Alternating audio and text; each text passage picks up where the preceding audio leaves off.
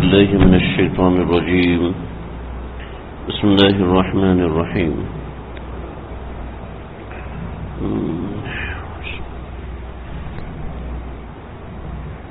وعد الله الذين آمنوا منكم وعملوا الصالحات ليستخلفنهم في الأرض كما استخلف الذين من قبلهم إلى آخره. سورۃ النور کی آیت نمبر 55 ہے. کل اس آیت کا ترجمہ میں نے عرض کر دیا تھا، جیسے کہ ذکر کیا تھا کہ یہ آیت ہر زمانے کے اعتبار سے، ہر وقت کے اعتبار سے بڑی اہم ہے. خلاصتاً بنیادی بات ذکر کر دوں، اللہ تعالیٰ نے ایمان والوں سے جو کہ عمل صالح کرتے ہیں ان سے وعدہ کیا ہے لَيَسْتَخْلِفَنَّهُمْ فِي الْأَرْضِ کہ اللہ ضرور ان کو زمین میں خلافت دیں گے جیسا کہ ان سے پہلے لوگوں کو خلافت دی. وَلَيُمَكِّنَنَّ لَهُمْ دِينَهُمْ اور ان کے دین کو اقتدار دیں گے الَّذِي ارْتَضَىٰ لَهُمْ جس کو وہ پسند فرمائیں گے. وَلَيُبَدِّلَنَّهُمْ مِن بَعْدِ خَوْفِهِمْ أَمْنًا اور ان کے خوف کو ضرور امن سے بدل دیں گے. وَيَعْبُدُونَنِي بس تمہارے ذمے صرف اتنا ہے کہ تم میری عبادت کرو. وَلَا يُشْرِكُونَ بِي شَيْئًا اور تم کسی کو میرے ساتھ شریک مت ٹھہراؤ. وَمَنْ كَفَرَ بَعْدَ ذَلِكَ اور جو اس کے بعد انکار کرے فَأُولَئِكَ هُمُ الْفَاسِقُونَ تو یہ لوگ فاسقوں میں سے ہیں. آیت نمبر 55 کا خلاصہ یہ ہے. مسلمانوں پر مکے کے اندر تکلیف کا زمانہ تھا، شدت کا زمانہ تھا، بڑی پریشانی تھی. جب مدینے میں آئے تو یہود نے تنگ کرنا شروع کیا اور مسلمانوں کے اندر منافق نکلنا شروع ہوئے. تو اس وقت ایک مسلمان صحابی کے منہ سے نکل گیا کہ پتہ نہیں ہمارے اوپر یہ تکلیفوں کا زمانہ کب تک رہے گا. تو اس کے بعد یہ آیت نازل ہوئی کہ تم نیک اعمال کرو اور اچھے اعمال کرتے رہو، اس کے بعد اللہ تعالیٰ تمہیں اقتدار دیں گے، تمہاری تکالیف ختم ہوگی. چنانچہ اس تناظر میں آیت نازل ہوئی، لیکن اس کے ساتھ اس کے اندر اللہ رب العزت نے وہ تمام باتیں بیان فرمائیں جس کی ہر زمانے میں، ہر وقت میں ضرورت ہے.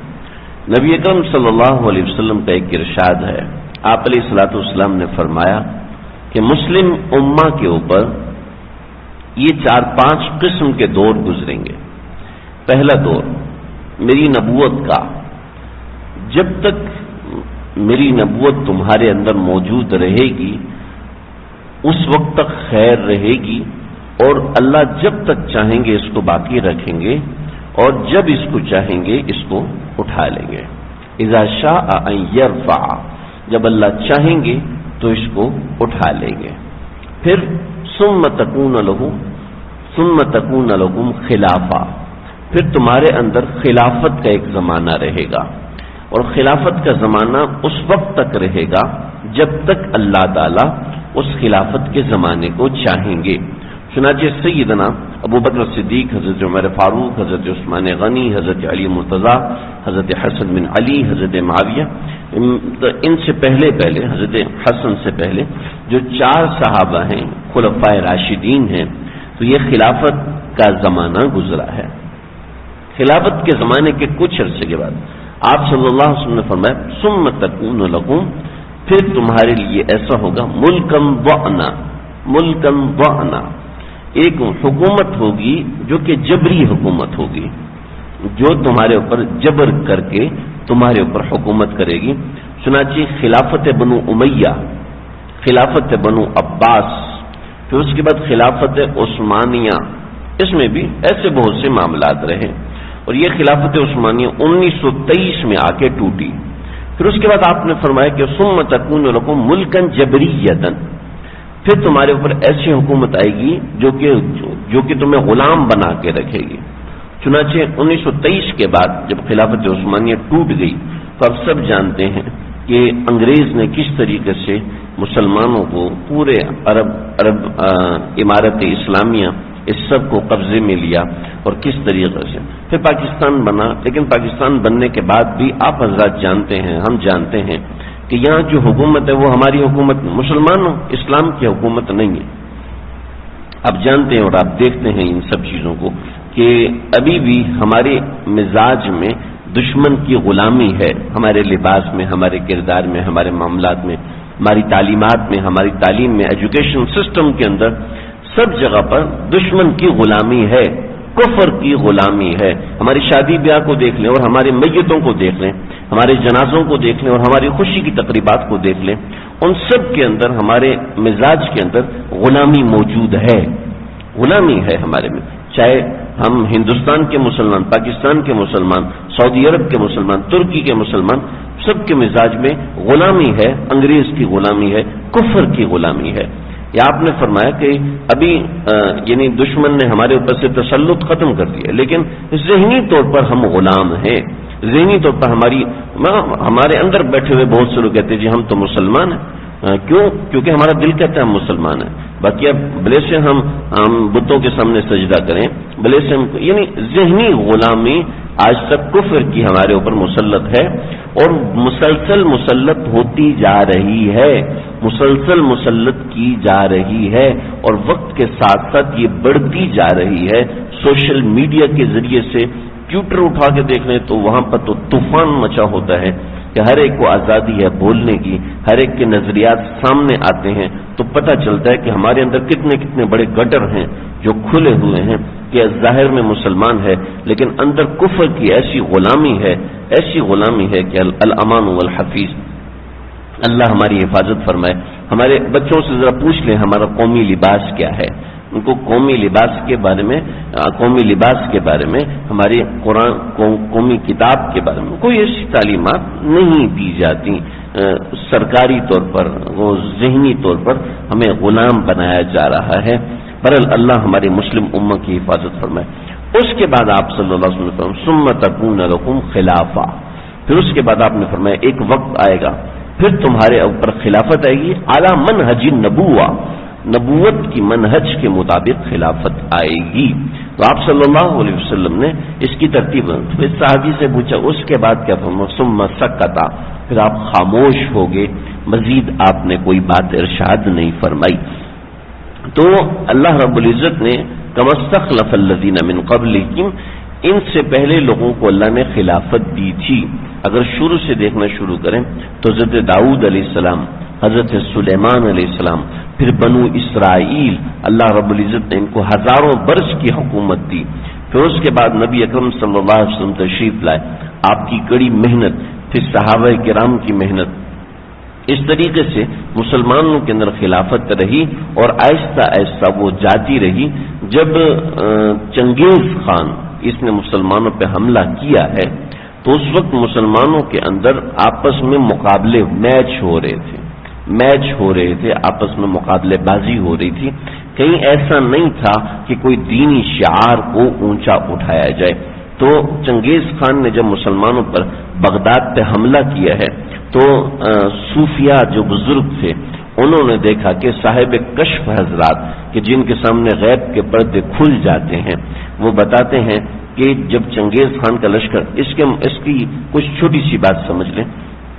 چنگیز خان کی بیوی کو پر ظلم ہوا تھا، یہ تو سب کو معلوم ہے. یہ مسلمانوں کے خلیفہ کے پاس آیا کہ آپ کے علاقے میں میرے اوپر ظلم ہوا ہے اور آپ کے مسلمان حکمران ظلم کرنے والوں کے ساتھ ہیں، تو آپ ان سے کہیں کہ وہ میری مدد کریں، میرے خلاف نہ جائیں. تو مسلمانوں کے خلیفہ نے اس کا ساتھ نہیں دیا تو چنگیز خان پہاڑ پہ چڑھ گیا اور پہاڑ پہ چڑھ کے اس نے کہا اے مسلمانوں کے خدا، میرا تو تجھ پر ایمان نہیں ہے لیکن میں اتنا جانتا ہوں کہ آپ ہر مظلوم کی دعا سنتے ہیں، ہر مظلوم کی بات سنتے ہیں، آپ میری بھی سنیے. چنانچہ چنگیز خان نے جو حملہ کیا ہے اور اس کے پوتوں کی نسلوں تک یہ حملہ چلتا رہا ہے. اور یہ جب بغداد پہ حملہ کر رہے تھے تو صاحب کشف حضرات نے بتایا کہ چنگیزیوں کے لشکر کے پیچھے فرشتوں کی ایک فوج تھی جو نعرہ لگا رہی تھی ایھا الکفرہ اقتلوا الفجرہ، اے کافروں کی جماعت ان فاجروں کی جماعت کو قتل کر دو. اور پھر انہوں نے ایسا قتل کیا جو تاریخ میں کبھی نہیں ہوا کہ انہوں نے کتے بھی مار دیے، بلیاں بھی مار دی، چوہے بھی مار دیے، کوئی چیز نہیں چھوڑی. تو یہ ایسا ہے کما استخلف الذین من قبلہم، تم صرف نیک اعمال کرو تو جیسے تم سے پہلے لوگوں کو خلافت دی گئی تھی ایسے تمہیں بھی خلافت کیا ہے؟ اللہ کی نیابت یعنی اللہ کے جو فیصلے ہیں وہ نافذ کرنے والا خلیفۃ اللہ فی الارض ہوتا ہے، یعنی زمین میں اللہ کا خلیفہ ہوتا ہے۔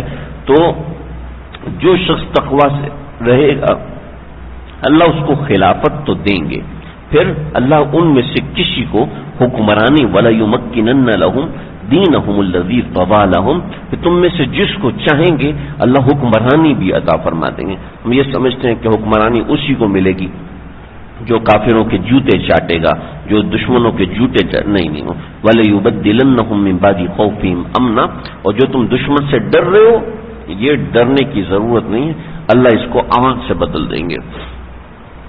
یہ نظر نہیں آتا، یہ جو باتیں کہی جا رہی ہیں یہ نظر نہیں آتا، ظاہری اسباب میں نہیں دکھائی دیتا۔ اگر کوئی شخص جمہوریت کو پڑھا ہوا ہو، کانسٹیٹیوشنز کو پڑھا ہوا ہو، وکالت رکھتا ہو، وکالت سے علم سے خبر گیری رکھتا ہو اور خبروں کے احوال سے باخبر ہو، حالات کو جانتا ہو، یہ نظر نہیں آتا۔ وجہ اس کی یہ ہے نظر نہ آنے کی کہ ہمیں دینی تعلیمات صحیح پتہ نہیں ہے۔ بہت معافی کے ساتھ نہ ہمارے مولوی حضرات اس کے مطابق چلتے ہیں، نہ پیر حضرات اس کے مطابق چلتے ہیں۔ سب کی بات نہیں کر رہا ہوں، جہاں اکثریت نظر آتی ہے، کیونکہ آقا علیہ الصلوۃ والسلام نے فرمایا، مصنف ابن شیبہ کی روایت ہے، اللہ اس محلے پر بھی لعنت فرماتے ہیں جس محلے میں کوئی شخص بھوکا سو جائے۔ آپ دیکھیں کہ ہمیں ہمارے ہمسائے کا نہیں پتا ہوتا، ہمیں ہمارے رشتہ داروں کا نہیں پتا ہوتا، ہمیں اپنے عزیز و اقارب کا بھی نہیں پتا ہوتا کہ ان کی مالی حالات کیا ہیں، ان کی مشکلات کیا ہیں۔ مسلمان تو وہ ہے کہ جس کے آپ سنو المؤمنون کجسد واحد، تمام مومن ایک جسد واحد کی طرح ہیں۔ اگر اس کے ایک حصے کو تکلیف ہوتی ہے تو اس کا سارا بدن تکلیف میں مبتلا ہوتا ہے۔ جب ہم لوگ ایک جسد واحد کی طرح نہیں ہیں تو پھر مکمل طور پہ ہم دین پر عمل پیرا ہوں ہم اس کو نہیں سمجھ سکتے۔ آپ صلی اللہ علیہ وسلم کی سیاسی زندگی کا مطالعہ ہو، آپ صلی اللہ علیہ وسلم کس طریقے سے سیاست فرمائی ہے، کس طریقے سے آپ نے خلافت کو سر انجام دیا ہے، وہ چیزیں ہمارے سامنے نہیں ہیں، نہ ہونے کی وجہ سے ایسا۔ البتہ اس وقت بھی ایک بہت بڑی تعداد ہے جو اس کاز پر ہے، اس مشن پر ہے، اس کوشش اور کاوش کے اندر لگے ہوئے ہیں کہ کسی طریقے سے اس چیز کو مکمل وَيَكُونَ الدِّينُ كُلُّهُ لِلَّهِ کہ اس کے اوپر عمل کیا جائے، اور بہت سے لوگ اس کی کوشش کر رہے ہیں، کچھ سیاست کے ذریعے، کچھ خانقاہ کے ذریعے، کچھ تبلیغ کے ذریعے، کچھ کسی ذریعے سے، ہر بندہ اپنے طریقے سے لگا ہوا ہے۔ لیکن جب یہ مکمل ہوگا تو تب جا کے وَيَعْبُدُونَنِي لَا يُشْرِكُونَ بِي شَيْئًا، اس کے اوپر تب جا کے عمل ہوگا۔ بہرحال یہ بات پوری نہیں ہو سکتی، میں بات کو فی الحال یہیں پر رکھتا ہوں کیونکہ یہ موضوع بہت طویل ہے، ایسا طویل ہے کہ اس کو گھنٹے چاہیے سمجھانے کے لیے، خود سمجھنے کے لیے بہت سی چیزیں۔ وَمَنْ كَفَرَ بَعْدَ ذَلِكَ فَأُولَٰئِكَ هُمُ الْفَاسِقُونَ، اور جو اس کے بعد کفر کرے گا، جو اس کے بعد بھی ناشکری کرے گا، وہ بڑے فاسقوں میں سے ہوگا۔ یعنی جب دین کا نظام رائج ہو جائے گا اس کے بعد جب کوئی شخص کفر اختیار کرے گا تو اس کا معنی یہ ہے کہ اس کے مزاج میں خیر نہیں ہے۔ اللہ سمجھنے کی عمل کرنے کی توفیق عطا فرمائے۔